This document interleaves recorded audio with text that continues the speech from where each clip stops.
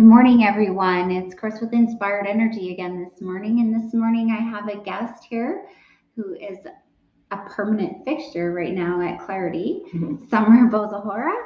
And we're just going to have a casual conversation this morning, and we're going to share some stuff about Summer's life and the book that she created, just so that you can get to know her a little bit better. She is available here at Clarity if that's something that you want to follow up with us later. So to get us started, I'll just kind of give like a little brief introduction. So Summer calls herself a curator to the path of your soul source self, and she's a shamanic, intuitive mind, body, soul healing mentor, and a spiritual strength guide. So can you explain to us what that actually means? for somebody looking at that, just getting into this type of work that might be a little, unfamiliar. Yeah, sure. Well, it's basically mind-body medicine, or mind-body-soul medicine. Basically that everything's energy, and all symptoms have a source that's beyond the physical or surface symptom reality. Mm-hmm. I had lots of different symptoms, cancers and streptococcal blood infections and chronic migraines. And I just figured out the laws of energy that allow people to drop into themselves. So I teach people, instead of doing it to you, I teach you how to drop into yourself, to your highest self, to your guides, to what you know resonates in your body as true. Mm-hmm. And when you get to the truth of symptoms, which is usually a misconstrued belief about self. It's not like, unlike Greg Braden's book, Spontaneous Healing of Belief. Mm-hmm. People instantaneously shift, and they're able to heal emotional traumas, physical ailments, even frozen shoulder, different physical things. Mm-hmm. They're able to shift that. Yeah. Sometimes instantaneously. So you must find, because this is also my story, right? So you must find sometimes that you get people coming to you who are exasperated because they have gone to the medical profession, which we've been programmed to understand is the way to take care of ourselves. So you must get a lot of people like that have tried that path and now are looking for an alternative, and understanding the ancient ways of connecting to our soul is the way to healing. Yeah, well, most of my clients, actually, they're usually at the end of their rope. They've tried all many things. Most people do not go the deeply emotional spiritual route first. Mm-hmm. They would like the easier route usually. That's just by human design. Pop a pill. fix me instantaneously. Well, mind you, the work can be very instantaneous in a lot of ways. Mm-hmm. But people usually seek that out last, because we have been trained, we have been programmed to look at the surface, to look at the physical, and to look outside ourselves for the healing. And the true healing, the lasting healing, comes from inside ourselves. That's actually why I call my process Inside Out. Yeah. And do you think that maybe it's because we're afraid of what's inside that we don't want to do that first? It's to delve into yourself and make yourself really vulnerable and expose yourself, right? Yeah, that's what people think. And it is the unknown, because as we go into ourselves, we're also connecting with the higher power, the creative source, where we come from. Mm-hmm. And what I notice is people are afraid of the inside. It's like spiritual agoraphobia, I call it, because it's kind of like agoraphobia is the fear of going outside when you're talking about being in a house or something, but spiritual agoraphobia is the fear of going inside. Mm-hmm. So what was your experience with this? So you found this, you found in your 20s, you were in a situation in a strange country, right? And this is what started it all. So maybe just tell people a little bit about how this happened to you, and about how you found that you needed to go inside. Oh, yeah. Well, yeah, when I was in my 20s, I traveled to India, which is a very foreign country.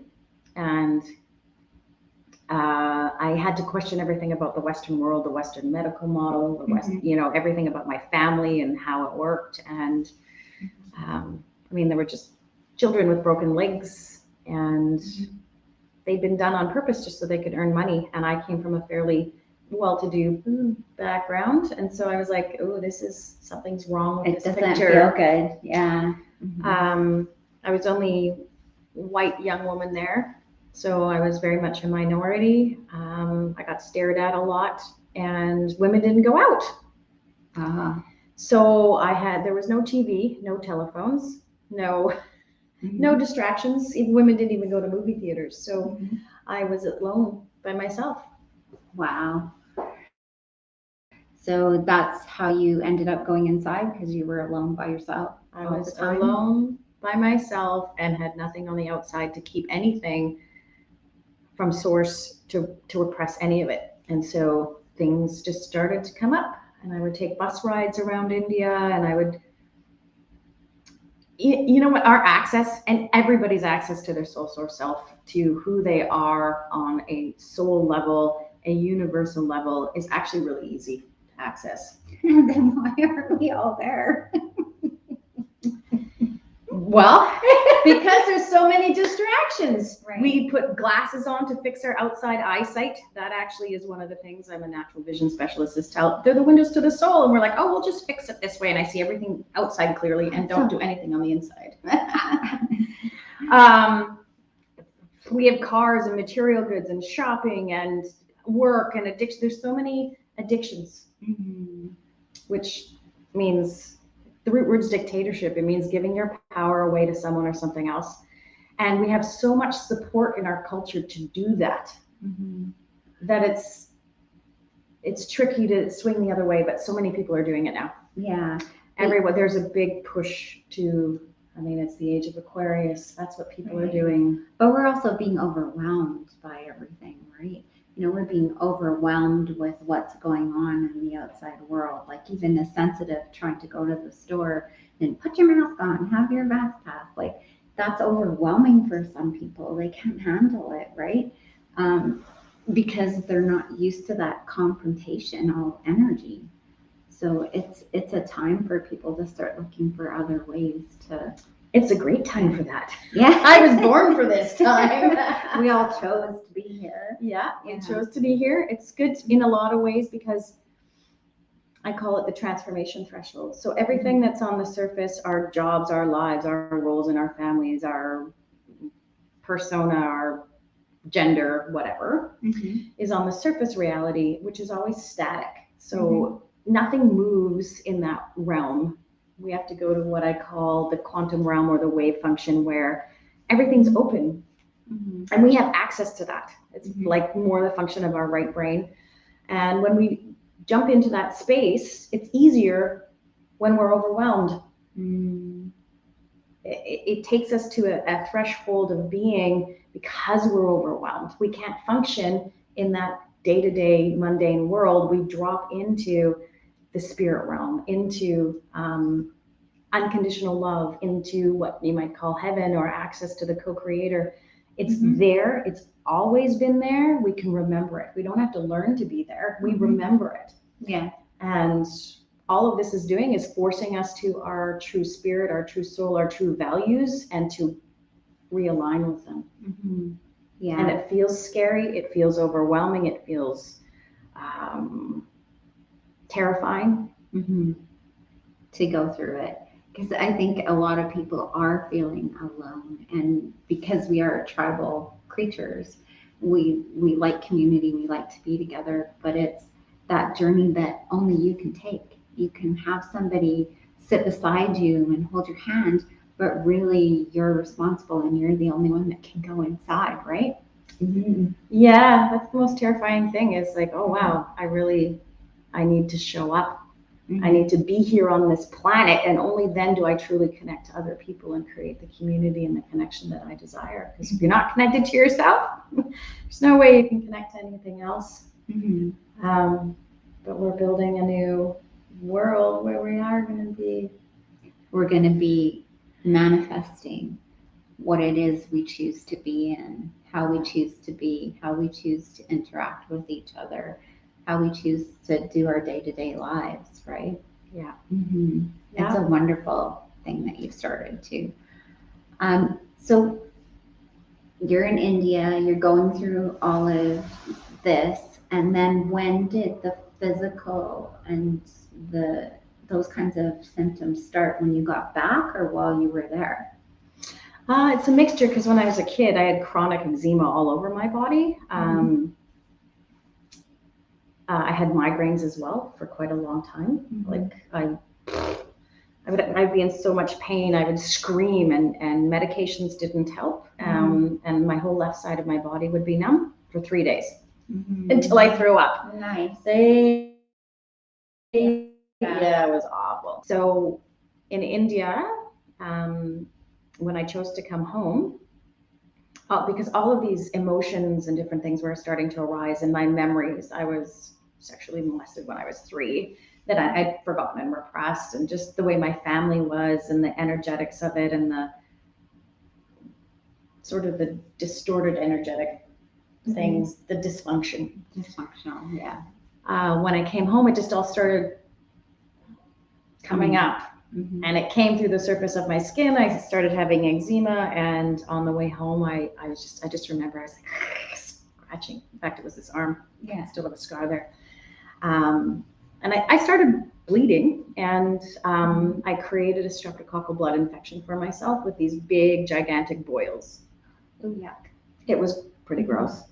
I was sent to the hospital, and they had an infectious disease specialist do all these tests on me and whatever. And the conclusion was what? That it was psychosomatic? No, they would never use that term. And they just said my immune system seemed normal and I should just keep taking antibiotics. And an antibio, by the way, they were like antibio, anti-organic, anti-biological. That's definitely what they are. So I would take an antibiotic, the boil would go away.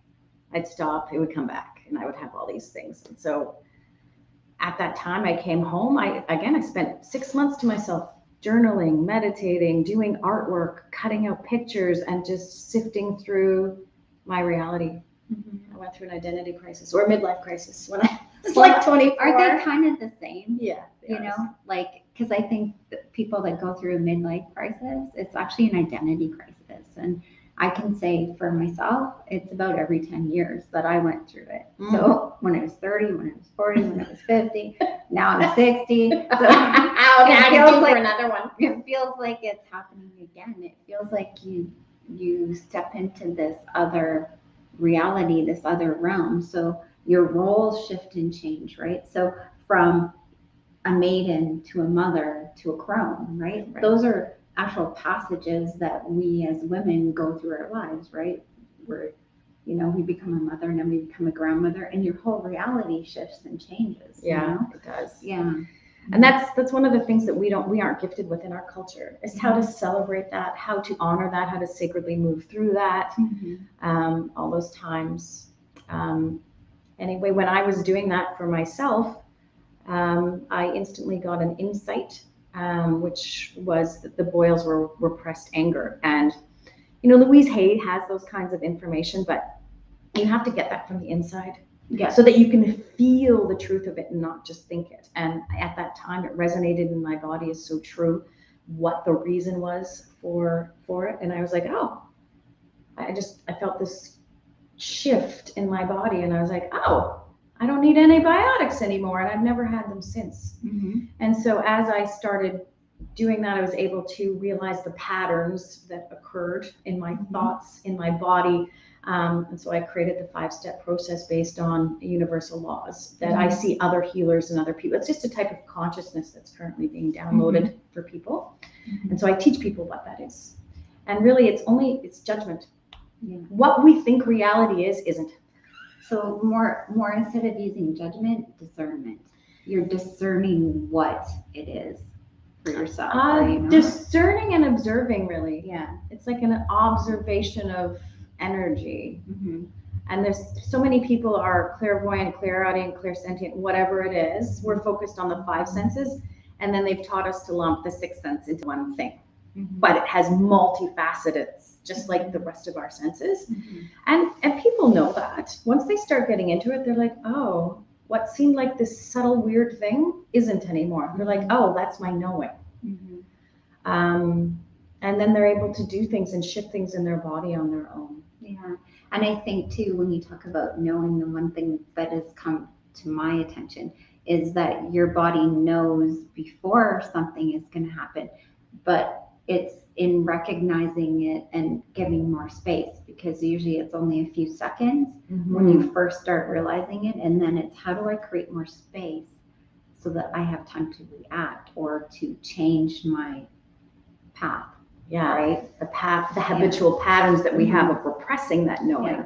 Mm-hmm. Yeah, you're right. Our conduit, or our body, is a conduit to knowing. Mm-hmm. It's this energetic conduit, and we treat it like this physical thing that has nothing to do with the energy that runs through us. So our emotions, everything creates a reality, and if we don't allow those emotions, that energy in motion, the creation that we're evolving into to move, it gets stuck. Yeah. In one way or another. And then that's when we have trouble. But the thing is, we can always unstuck it, because the energy stops moving as soon as we go into it and we say, hi, energy, tell me about yourself, without any judgment. Like, oh, it's cancerous energy. Okay, I want to cut it out, make it out, fight it, make it go away. It's more like, okay, I'm really curious to see and know who you are. It goes, really? Really? You go, yeah. Yeah. And then you can literally talk to it. I mean, sometimes not verbally, but there's an energetic exchange. You can ask any type of energy to become a different type of energy, to become an image. And there's ways to work with it that's magical. And I mean, there's just so many things that happen that you can't think of that just open up magical realms of existence and knowing. You actually have to do the work, like they say, right? Yeah, exactly. So this is really fascinating. Although I want to, because you said do the work, and so many people think it's hard work. Yeah. But such an important part of it is play. But it's still work. You have to actually. You have to show up. You have to show up, and you have to focus your energy there. Because if you don't focus on it to release it, then it's just stuck there, right? You have to. Well, you know what? Your body, your being, your mind, your spirit, your soul is always speaking to you. So yeah, it's more of an acknowledgement. And yeah, where you focus your energies is what grows and becomes more real. If people are afraid right now, it grows and becomes more real. And so you're right, where you put your attention and your focus, where you choose to observe, is an important aspect of it for sure. Yeah, exactly. And there's so many people out there right now that are trying to figure out who and what they are. What is my purpose? Why am I here? What is my truth, right? But you actually need a program like what you've developed so that you can go inside and you can do the play or the work, right? And figure out exactly what that is, because most of us don't know. We haven't been taught how to do these things, right? No, I think we've been deliberately guided away from it, actually. And even meditation sometimes, because people don't know that there's different types of meditation. There's static meditation, or what's called passive meditation, and active meditation. So a lot of us are taught, and there's a purpose to it, but a lot of us are taught, follow your breath, or you know, you're given specific imagery. And the thing is with that is and don't be distracted by your thoughts or physical pain or anything like that. Yes. And there's some truth to that. You don't want to be distracted by it. But if you have a thought and you have energy in your body that starts to speak with you, it's kind of like you're telling it to shut up. Right. And there's ways not to go and get distracted. And that's what I teach people. How do you go into active meditation where imagery and everything arises spontaneously, rather than people giving you what it's supposed to be? I just had this image when you said that. You know, when you're having a conversation with somebody, and they just ignore you and they walk away. And that would be kind of the same thing. Your body is going, hey, I'm talking to you. And you're like, no, I don't want to hear you right now. I'm going over here to do this with somebody else. Right. Yeah, no, that's exactly what it is. Yeah. No, in my friend Jill, she was addicted to a few things, but she healed herself in a beautiful way. Stories in her book, but she talked about, she literally heard a voice one day say, "You'll become an alcoholic, and this is where you're going." And she said something. She's like, it was like an audible voice. Yeah. And she went, "I've got stuff to do." Yeah. And kept going. And then she still remembers that voice though. And so we have them. Yeah, exactly. And I think too that there's something called projections, right? So you can actually hear other people's thoughts being projected out. But if you don't understand that, you become that person that thinks you're crazy and that you're just hearing voices, right? But once you understand that that's an actual thing, this is where the discernment comes in. Is it mine? Is it somebody else's? Is it my pain? Is it somebody else's? All this stuff. And I can really see a program like that, this really helping people to delve into that and be able to discern, is this mine? Is it somebody else's? That's a good question, and mine doesn't necessarily, maybe we should do that together, because empaths, as we know, we can feel things. And then people will say, "Oh no, that's not true." I've had an experience recently where I was like, "Okay, I'm feeling something here and it's a little bit off." And then I think it's me. And then I realize, "Oh no, it's not." Yeah. It's going on and I feel it, but they're saying it's not going on. And so there's so much of that in our world, this deception of people not acknowledging because they're afraid to be vulnerable. But as we're vulnerable together, it's the most magical thing in the world. But even physical ailments, not even like the mental side of it, like, because for me, like, it's about me, right? I pick up physical stuff, like I had a lady come in and I couldn't breathe and I'm coughing, I'm choking, I'm crying. And then she tells me she has thyroid cancer. And I'm like, oh, good, that's not me. Because until you start learning those things, you don't know. You assume that it's your body, your problem, right? But not necessarily with an empathic person. No, and those are things just that we haven't been taught. And so that's something we're developing, and it's coming down through us, through consciousness, in a really quick way. People are learning it. And often I just hold space for people, and because I know, then they pick up on my vibration, and then they move, right? They'll do their shift or change. Yeah. Because I'm just like, okay, I believe in this. I know this. I've seen it so many times that then my trust becomes theirs almost. Yeah, it's all about trust. Hey, trust is a big one. Yeah. And I think that's the thing you have to know and trust. Like trust and faith and belief. Like all of these words, we all think are kind of the same, but they're really not. Like you can have a belief, but you don't really trust it or have faith that it's going to work enough to let it truly go, right? So I think this is something that people are learning too right now. Yeah, no, trust in every aspect of your life that the universe, God, the benevolent world has your back. There's little areas I notice that I still am like, all of us, me too. Yeah. Like, and then something happens and I'm like, oh, that was a clear message. But that's about tuning in, right? It's about awareness. Whereas they've trained us not to be aware anymore. Like everything is rules, regulations, do this, do that. And we don't have to tap into that awareness and be aware and be righteous and do the right thing. Like it's really a thing for us to have to slow down and dive into ourselves. It is. And it's a very big shift. It's a change in our habits and our patterns. And sometimes it's not easy to make. So was there anything else that maybe you want to share with the audience before we sign off and just let them know about the work that you do here? Well, I do it online, but also in person. It's soul healing, and it's called Inside-OWT. I teach people. So we have a class. We do a weekend class. We'll have a few coming up in terms of how to go inside yourself and get those instantaneous insights.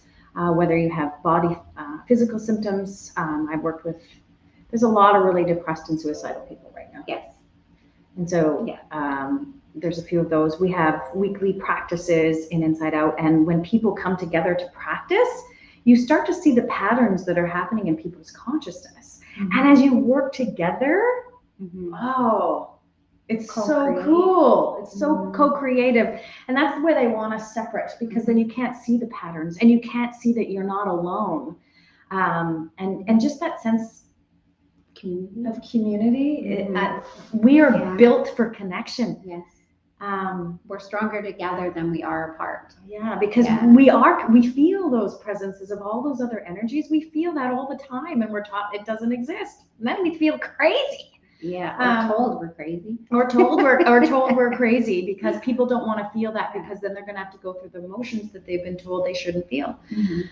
So it's about going back to source. It's about going back to what you know to be true.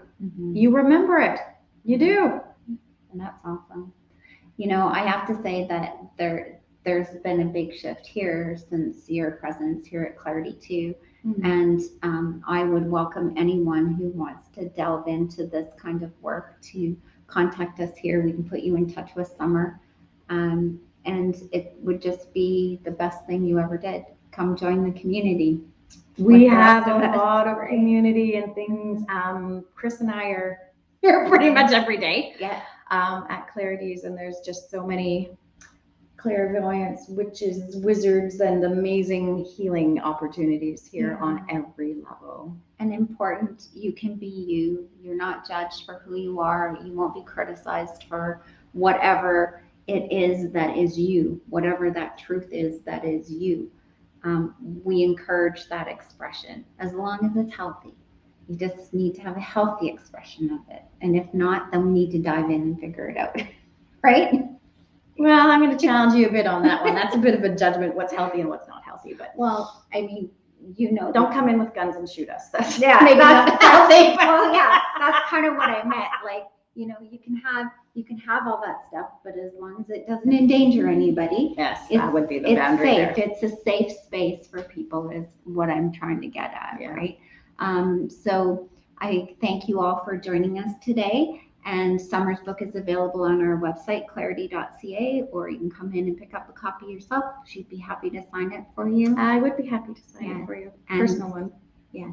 And so I would just like to say bless you and thank you for tuning in, and join me next Tuesday to see who my next guest is going to be. Thanks, Kris. You're welcome. Thank you, Summer.